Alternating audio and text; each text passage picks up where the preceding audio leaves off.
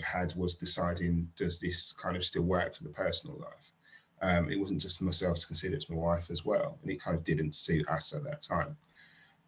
So I left that organisation, took on went to work for another firm, which was a bit smaller, a bit of a smaller role. But I had this kind of nagging doubt that, oh, maybe I should have stuck with that other role, and it was kind of a bit more senior and a bit more money. Was that the right choice to move away from it? And that's one of the things I've always noticed, that kind of if you've kind of got any doubts or any kind of regrets, they don't go away. They kind of hang around. So kind of it's always better, probably from a professional point of view, to try and live with as few regrets as possible. So then I kind of ended up going back to that organisation after a couple of years, relocated with my wife and my young daughter. And it was a really great opportunity, slightly different structure within the business as well, a much better culture. And yeah, that was really, really successful. There was another restructure kind of a couple of years down the line, but it suited us to move back to the Midlands. And then kind of stayed in kind of finance, either business partnering or commercial finance, head of department roles, etc. And it was quite interesting, because it was kind of the first time when I moved back to the Midlands where I was kind of taking a kind of #1 finance role, working as part of a kind of an SLT within the business, and kind of in charge of saying, well, what are the objectives for this part of the business? How can we move them forward? And instead of being a kind of more of a passive influence and kind of focusing on the kind of more technical sides of finance and accounting, it was probably more about pushing the business forward, and kind of working directly, kind of holding people's account and things like that, which I really enjoyed. And probably did that for about 4 or 5 years, and then up until about 5 years ago, where I enjoyed it, but I think I spent 15 years in accounting roles, and then it had gone well. I was probably thinking, what's the next step? And that wasn't really coming. And then also I thought, well, I don't necessarily want to do what I was doing at the time for a few more years.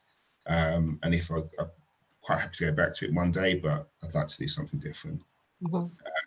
So kind of pivoted my career slightly, and then kind of moved over to the kind of commercial side of the business, which probably is about as small as a move you can do from finance to commercial, because it's part of the same directorate often. And then so responsible for one of the kind of national revenue work streams, was kind of concessionary income, which is kind of a quarter of the revenue for UK bus. And it's kind of maximising that revenue stream and working with stakeholders, internal and external. And then that went really well. After about 2 or 3 years, got added pricing as well. So responsible for the kind of commercial pricing, product structure for the UK business. And that's been really well and really successful.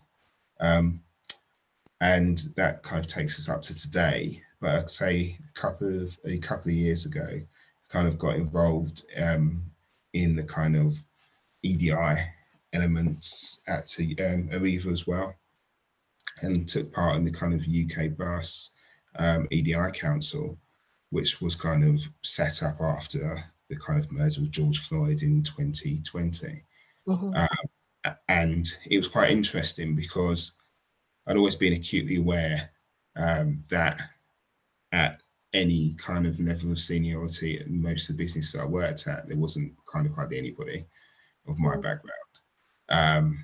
And it was kind of something I was aware of, but probably more passive about it, and thought, okay, well, this just the way it is, kind of just keep working hard and kind of get there. But it was probably something I realised a lot more, that actually, given the benefit of being kind of a bit more senior within the organisation, that I could actually make a difference, and kind of start to reverse that trend, or give people more opportunities and give more people a voice as well. Because kind of how can organisations make change if they don't kind of hear what should be done? And what I've noticed is kind of a lot of organisations need someone to say, well, okay, this is what we need to do. or this is happening, it's not good enough. So this is what we need to improve. So I took on the role as UK lead for the kind of Global Inclusion Council as well, alongside my other kind of commercial roles. And that is kind of designed to say, right, how can we kind of improve either racial diversity in senior level roles within Arriva, and that's across the UK bus and then the train businesses and the European businesses as well. But then how can we kind of make sure that people are kind of comfortable to kind of be themselves? And if they are themselves, how can they kind of develop and succeed within the company? Because it's kind of clear that that hasn't always been the case. So we kind of, how can we make that kind of a priority? And Arriva's been really good at kind of pushing that. Obviously, there's a lot of work to get done, but kind of the initial signs are really promising. Awesome. Thank you. Thank you, Darren. There's a couple of things I want to just touch on as you talked through that. I think it's important. You mentioned around, at uni, the not being aware as such of the graduate programs and things. And that's a big thing, right? I think when I talk a little bit about social equity, that's the kind of stuff I mean, because some people know because their cousin did it or their brother's friend's, brother did it. But then you have people who might be first generation to go to university, that type of thing. So it's really breaking down that barrier to get access to positions or just information of that sort. What I also found interesting as you were speaking was just around, you mentioned there's certain individuals who know exactly what they want to do, and that's brilliant. But also, I think we live in a world where everyone needs to be a bit open-minded. The career is a kind of an escalator that just goes up and up. It's kind of like the jungle on the playground, or squiggly careers is how I like to refer to it. And it's just about being aware of your strengths and just capitalizing on opportunities as they come through. What I found really interesting was when you talked about the role that you said, look, this is more in line with my personal life. I hear that a lot, very rarely from men. So pick ups on that. Just, success is what you make it. To some people, it might be making as much money, but to some people, it might be work-life balance, and that's okay. So we talk a lot about, what career success means to people individually and how they should be working towards that, which I believe is what you've done here. So that's brilliant. Fast forward to today over in Arriva. A couple of questions I wanted to ask prior to getting to Arriva is more around, it sounds like you moved around in your career. Talk me through situations where you've kind of made that move external to a company and gone up, as opposed to progressing within the company, because they're two very different things, right? You see a role, you interview, and they kind of hire you based on how you do in the interview. And then if you're in a company, getting promoted that's where you start to talk about who's aware of the job you do, is your manager, championing you and things like that. So talk me through how much. I know someone's got their hand up. I'll come back to you. We've got questions at the end, so I'll give you a shout then. But talk me through the difference in experience in terms of going external or getting promoted in an organization. It's a really good point. One of the first organizations I worked for is probably a combination of the two, because what you had was a business that was separated into kind of 26 different kind of sub businesses, right, which then kind of consolidated into one kind of national group. However, you then had a management team that was in place for each of those businesses. So there was a potential that often nobody knew anyone outside of that business itself. But what I find key about kind of progressing within a company compared to externally is when you interview for an external role, all they know about you is what you portray. So whether it's what are your kind of core qualifications, what are your experiences, what are your abilities, and then how can you kind of articulate what those are, which is something that's very different from kind of relying on what you've kind of done and kind of displayed. So kind of when you're going external, it's a wonderful opportunity, because you're kind of saying, well, this is what I've done, or this is what I can do. Whereas when you're within an organization, it's a lot harder often for people to kind of understand that you can do more than what you're doing today. Yep. And it's kind of, how can you kind of force that agenda that says, look, I'm in this box today. This is what my capability is, and this is my level of performance in this role. So unless it's kind of really clear that you're kind of bursting out of that current role, then depending on what the business needs are, they might want to keep you in that box and say, well, actually, you're delivering all our targets, you're hitting your objectives, that's contributing to the business success. You might want more, but we don't want any more from you. And it's kind of that, being aware of that is key. But kind of there is ways to kind of burst through that. I found within an organization, and that's kind of just by widening the kind of impact of what you do. So making other people aware, and you kind of do need support from other people as well. So they do need to be able to kind of spotlight the work you're doing, kind of allow you to kind of present to a wider, more senior people within the organization or even the industry, as opposed to kind of just take the benefits of what you're doing.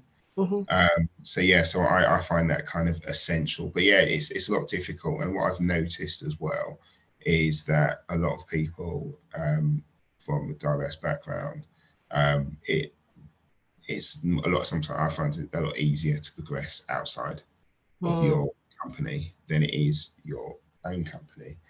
And I think there's a lot of reasons behind that, but I think of potentially, from what I've seen, is that a lot of companies want new blood and new energy, but then also they've got kind of clear visions on what makes up a leader, what makes up a director, what makes up kind of the old top tier of leadership. And you've got to kind of, I think you've got like a year or two to kind of make that step at an organization. If you don't, then you kind of makes it a lot harder. Yeah. It's interesting that you flagged that, and I think that's why I asked the question, because I feel like when you apply externally, it's quite transactional. There's a role available, you put your hat in the ring, you have a conversation. If they like you, great. I think in the organization and even in my day job, here's where the sticky thing is. You're doing a good job, so your manager is not inclined to want to move you around. But also a lot of people are waiting to be tapped on the shoulder for opportunity. And so we've talked about this loads of times. And for people who are listening, if you want to listen to some of our previous recordings on performance management, you need to be vocal about what you think your next step is. Your manager should be in no two minds about what your next step is. And you almost need to be acting above if you want to progress in an organization. So you said it so great. You're doing a role, but you need to show that you've got the potential to do more, to be considered for opportunities. And sometimes, you know, you come with lots of experience from previous roles that you might not kind of be working on in your current role. So people need to know that. And you know, you need to kind of find a way to showcase some of those skills. So if you managed a big team before and you happen to be in a role where you're an individual contributor, you need to be able to showcase that you've managed a big team before. So when an opportunity comes up where that's a possibility, they automatically think of you, right? So, but it is a lot trickier. And that leads me to my next question. So in your career, what's been the importance of having a sponsor or a mentor? Has that really benefited you in terms of all of your previous moves?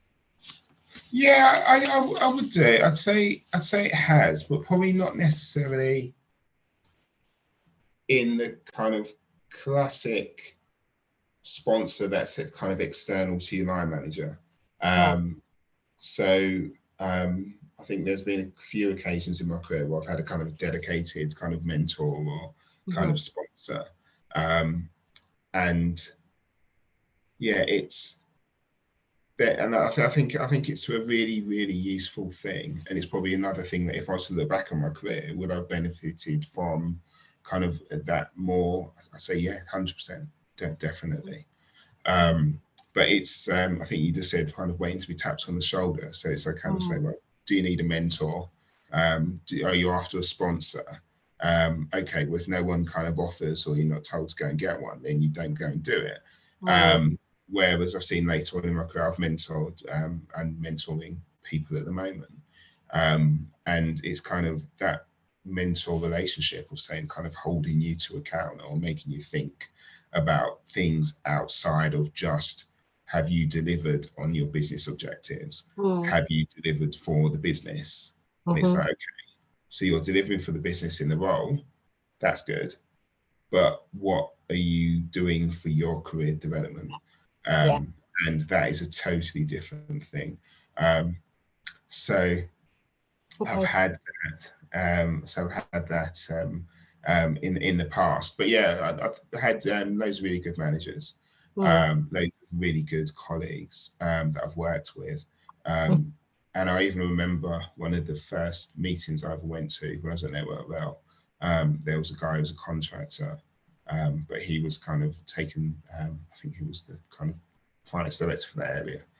And we went to a meeting and I was quite quiet in the meeting. Apparently, I didn't realize it at the time, but apparently I was.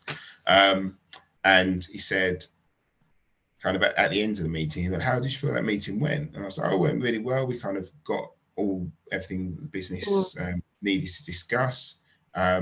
He said, but you were really quiet in the meeting. I said, oh, well, okay, I didn't really notice. He said, oh, well, there was times where you could have kind of contributed more than you did. And he said, say what you need to make sure is that you kind of speak up and kind of get involved and kind of take that risk. And it's a lot safer not to speak up. It's a lot safer not to contribute. But he said you just need to make sure that you kind of play as active a part as possible, because it kind of makes people more aware of you. If you're in a meeting, you don't contribute, then people can walk out and they've got no impression of you. Whereas if you kind of contribute, they kind of understand a lot more. And that was kind of really important early on in my career to actually understand that. It was actually the same manager who said something late as well, that kind of just be aware of the people you work with, and that kind of everybody necessarily isn't an ally. And some people won't want you to succeed. And it was great. He was really he'd kind of done some really senior roles, and he said he just laid it out and said some people won't want you to succeed. Some people won't want you to kind of be the best that you can be. That's just not in their interest. But he kind of made it really clear. And I've had some more formal mentoring after I've done career development programs in the last few years, and that's been really well. And kind of said, right, look at your career. It's never too late to build a career plan. It's never too late to say, where do I need to get to? What are my objectives? What's important? And it's what he said about the kind of work-life balance. That was one of those things. And also understanding that some people's career, the career path isn't linear, and it can kind of weave, but then also don't compare yourself to other people. Some people fly up an organizational chain and they're kind of managing directors by 25 or whatever age, or kind of entrepreneurs. Some people aren't. Some people it takes longer. Some people it comes later. Some people burn bright and kind of burn out very quickly. And some people kind of take longer to catch fire, but kind of stay alive for longer. And that's something that I was acutely aware of, because it's like, okay, might take me a bit longer, but actually I'm still going to be working unless the lottery numbers come in for another 20 years, 15, 20 years. So kind of there's still plenty of time. No, that's good. And I think it's important when you talked about your was it your manager who was giving you feedback about speaking Yeah. up in meetings? It just, I bang on about this quite a lot, about the importance of feedback.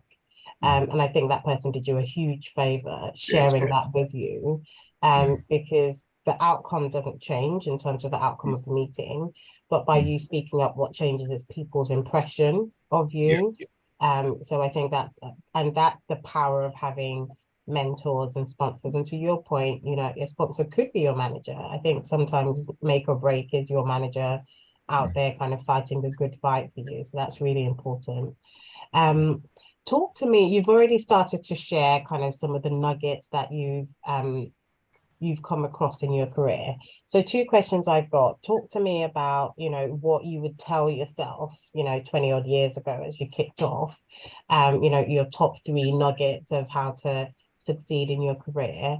And I want you to share one thing that, you know, if I say, share with me the highs and lows of your career, the lowest low of your career, and how you kind of bounce back from that. I love asking those questions because Yeah, no, of course. great No, to see the highs, but I'm quite, I don't know if it's pessimism, but I like to hear about, you know, the bouncing back as well.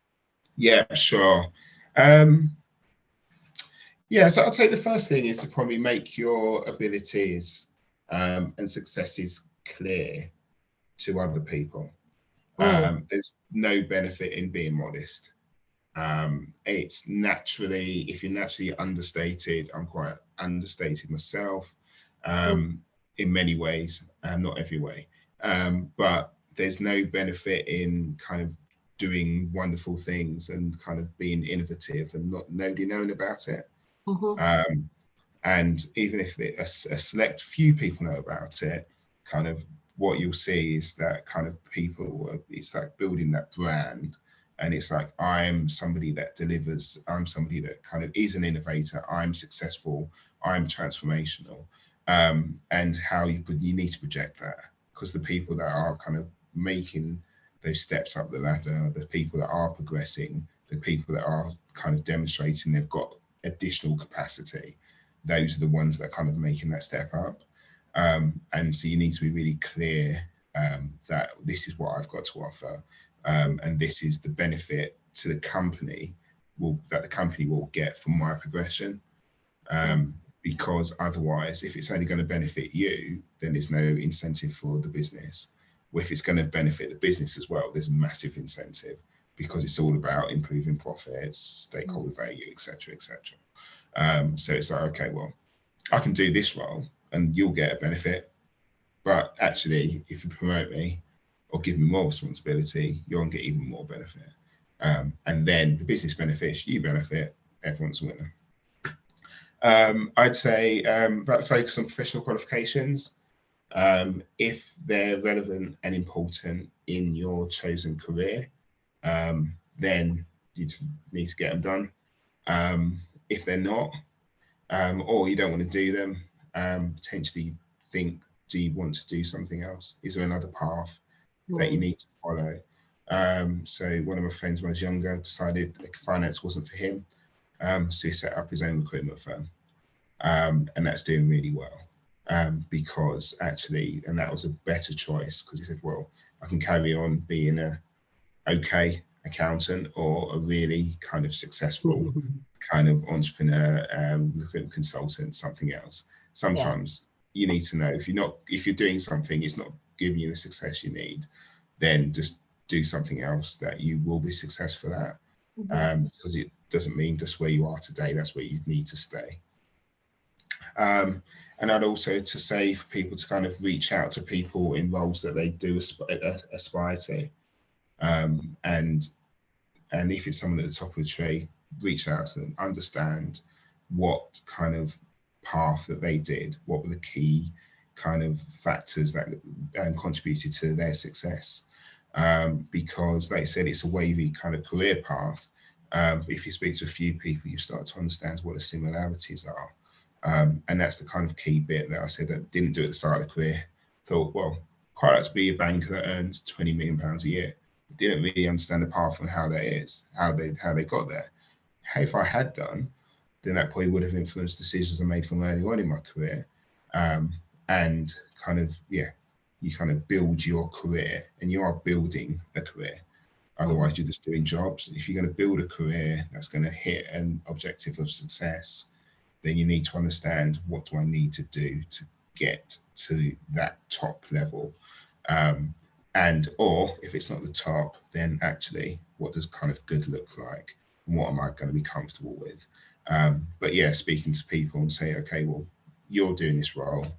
It's either what you aspire to for kind of financial reasons and whatever, or it's a role that you find really enjoyable, you find really exciting, or it's got a good social value, whatever. But how did you get it? What was great for you? And kind of take those lessons in and kind of replicate that, but make it about you. And probably just one more, and I'd just say, try not to mold too much to the organisation to the culture of the organisation, and kind of make sure that you retain some of yourself and as much of yourself as possible. Because I've seen a lot of people where they're kind of making or kind of squeezing themselves to fit the organisation, then kind of they just become a carbon copy of somebody else. But the business doesn't benefit, you don't benefit, you won't succeed. So yeah, that's what I think. Probably the biggest failure. I think there's one time we were going through a business plan at an organisation, relied on lots of different inputs from lots of different people, always been able to hit deadlines, hit targets, just by working hard, kind of just getting your head down, getting it done. This was an occasion where that wasn't possible. And it was the first time I realised that, oh, right, sometimes there's some things that are just too big to get through on your own. And it didn't go as well as I would have hoped. But the first thing I did was to set up a recovery plan. How can we kind of get back from this kind of not great first meeting, not great first presentation, and how can we recover, and kind of who needs to be involved, what do they need to deliver, when do they need to deliver, and just to not spend too long wallowing in what's gone wrong. But you know what, that wasn't great. Okay, give myself maybe a few hours to kind of mope, and then go, right, now how do we fix it? How do we recover?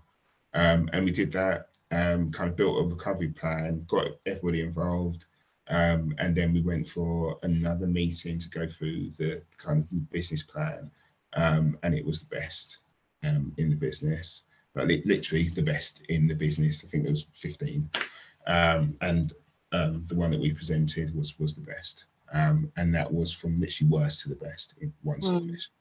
And it was just, don't wallow when things go wrong, don't wallow in them. Just think, well, why did it happen?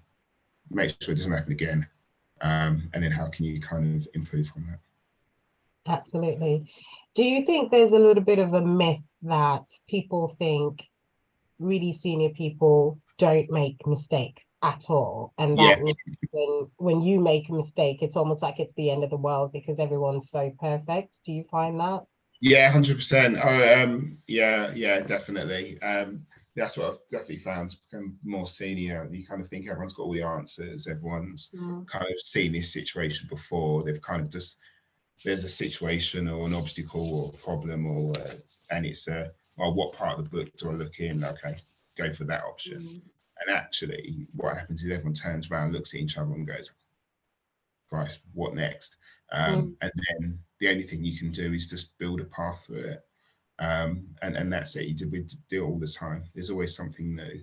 But yeah, it's that massive myth that as you go up the organisation, everybody knows the answers. Everybody's got more intelligence. Everyone's got better skills than you. The fact is, often they just got there first. Exactly. And sometimes it's just the confidence that they kind of exude to say, I will fix it, not necessarily I can do everything, right? Oh, yeah. Yeah, definitely, 100%. Perfect. We're going to open up for questions in a minute, and I can already see one in the chat. I've got one before we kind of open up, quite selfishly. You've talked about being chair to, on a EDI community within Ariba. Do you think being ethnically diverse, has that been a factor in your career? Do you think? Yeah, I remember the yeah, conversation you had about the manager saying not everyone is kind of an ally. yeah, Do you yeah. feel And even to be honest, it was a white guy that said that. mm. And I don't really think I really knew what it was on about at the time, to be honest. When I was 21. Was I 21? Yeah, 21. But yeah, that's what he meant. Mm, Um, and yeah, I'd say for the first half of my career, um, it didn't it didn't kind of hold me back. If anything, for a number of reasons. I suppose I was in transport. There's more kind of diversity in transport. yeah. I moved to the Midlands, kind of Leicester's 50% kind of Mm, black and Asian. Um, it didn't hurt. I'd say probably in the second half of my career, it definitely has. the more In, senior in you regard, get, right? yeah, yeah, definitely. You kind of start pushing at the top. You kind of get to the kind of the higher levels, and you think, okay, what's next? Mm, And it's like, where's this kind of plethora of options? And there's no less options, less yeah. opportunities. Um, Never been offered an interim appointment, that kind of Mm, is promotion, that kind of stuff, that other people kind of get those opportunities.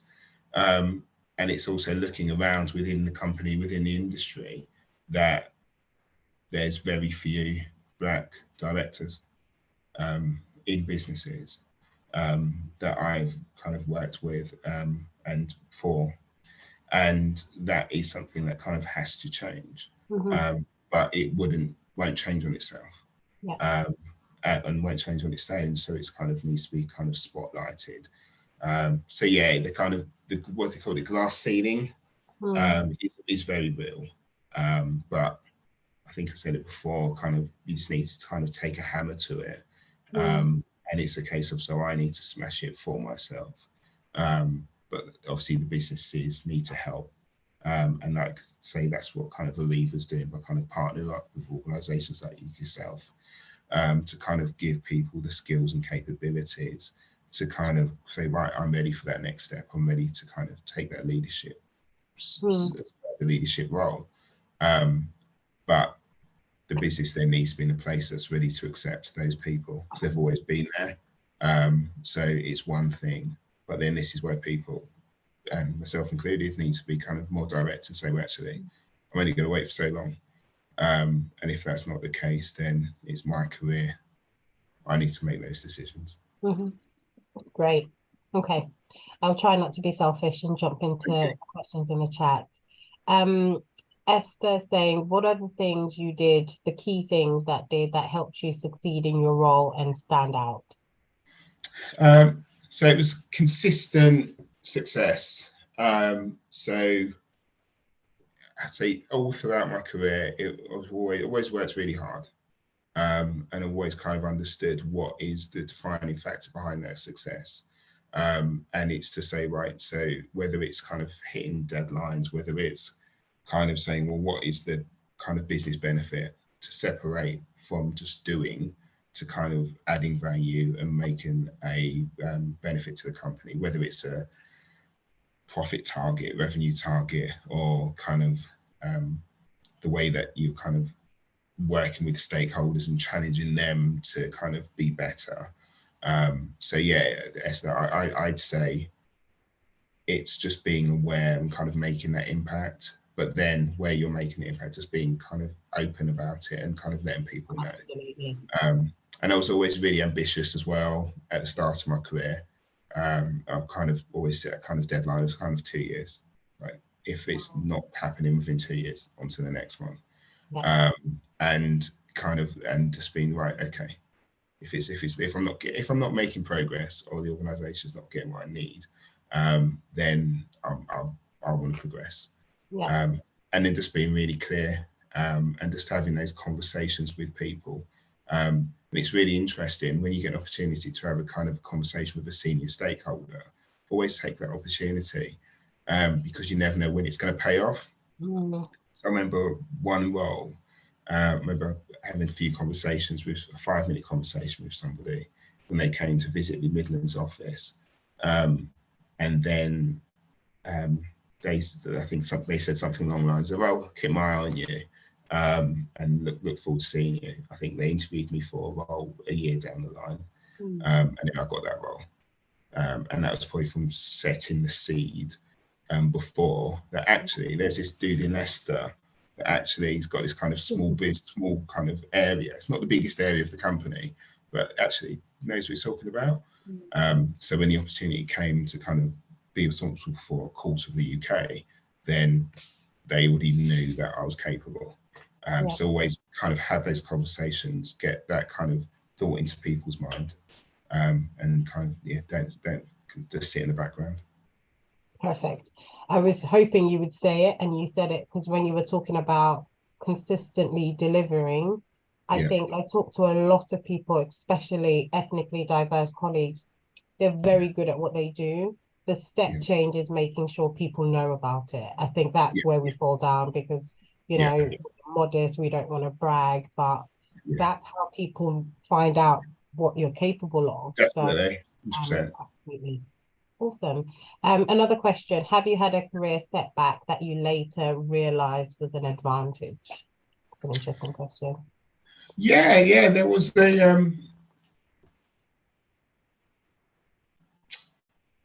Well, I suppose early on in my career, I was offered a job at, I think I'll say it was Carpet Right, as a management accountant, and I got the job, and agreed the salary. They sent me a contract at a different salary, and I was like, well, that's weird, because this is what we agreed and this is what I said I was expecting. They said, oh no, we can't afford that. We don't think you're worth that. We're not going to give you that. So I went, okay, won't take the job. And at that point, was kind of disappointed, looking for the next step. And as I said earlier on, I think it was a month later, I saw that kind of big advert in the Metro for a role that was paying a third more than that management accounts role. And I got that role. And then that kind of set me up to kind of take on the management role at 25. A couple of years later. So that was a real kind of benefit. At the time, I was disappointed, but yeah, it worked out for the best. Blessing in disguise. But I think what I can pull out from that example, I think there's a boldness that's required, because some people might go through that experience, and basically what that organization, there's one thing to say we can't afford you, there's another thing to say you're not worth that amount. And That's it's not allowing them dictate how much you're worth. Yeah, 100%. Instead of thinking, oh my God, no one's going to pay me that. You saw another advert that was even more money and go, yep, that's my job. So there's a level of boldness that's definitely required in going for opportunities. Absolutely. Definitely. Awesome. We've got a question from Mo. Mo, I know you had your hand up before, but I'll read out your question. So he said, earlier you mentioned something about the work culture. As a member of an ethnic minority, how did you manage the challenges of the work culture you found yourself in? Yeah, I'd say, and it's no surprise, speaking to family, and it's the classic thing of kind of education, all that kind of stuff. So kind of going through finance and the kind of professional, kind of technical area, you kind of cut through it, because I spent half my life looking at spreadsheets and things like that. And as long as you kind of the better you were at that, kind of you progressed. In other parts of business and other kinds of other functions, it's a lot harder. And you're kind of more reliant on the relationships. So what I kind of got very good at was building relationships with people. And this was kind of effective relationships as well. So it's not just kind of understanding kind of how many kids they've got, what they're interested in, but it's like, where are the similarities between us? And to kind of put yourself on the kind of equal pegging with them as well. But then also to make sure that the boundaries are really clear as well. And just to go, well, I'm not going to accept kind of any crap from you. this is how our relationship is, and this is how it's going to be effective, and this is how we're going to kind of, this is how it's going to be. So kind of like where you can work well with people, great. But sometimes if people aren't kind of either racist or whatever, then you know what, I'm making it clear that's not going to fly. This is how our relationship's going to be. And if not, then kind of it's not going to end well for you. So yeah, so that's kind of how I found it, how I did it. Okay. I think it's important to flag, and I say this to people every time you're interviewing, it's a two-way thing. So they're interviewing you, but you're also interviewing them, and the culture of an organization is really important. And I just think it's important not to ignore some of the red flags when you're interviewing or when you're meeting people. And to your point, it's not the end of the world if you get into an organization, you give them kind of the limit of here's what I want to do, you give them a timeline. If that doesn't happen, whether because it's a toxic environment or whatever, you get to stepping. So I think that's right. there's a comment here from Dave. So Darren, you've been a huge support while he's been at Ariva, so supportive, and he's found this really valuable, and I totally agree. So thank you very much for that comment. Thanks, Dave. We can talk forever. It's 9 o'clock already, and I was just like, oh, I've got this session, I've got this session. Thank you so much, Darren. It's been an absolute pleasure speaking with you. You've shared some really great nuggets with us today. I'm hoping, you know, it's okay for people to connect with you on LinkedIn should they wish to do so. 100%. Yeah, everyone can contact with me, and people that look at a later date. Hi, Dave. Then yeah, more than happy. Perfect. Well, thank you so much, and thank you so much, everyone, for joining us.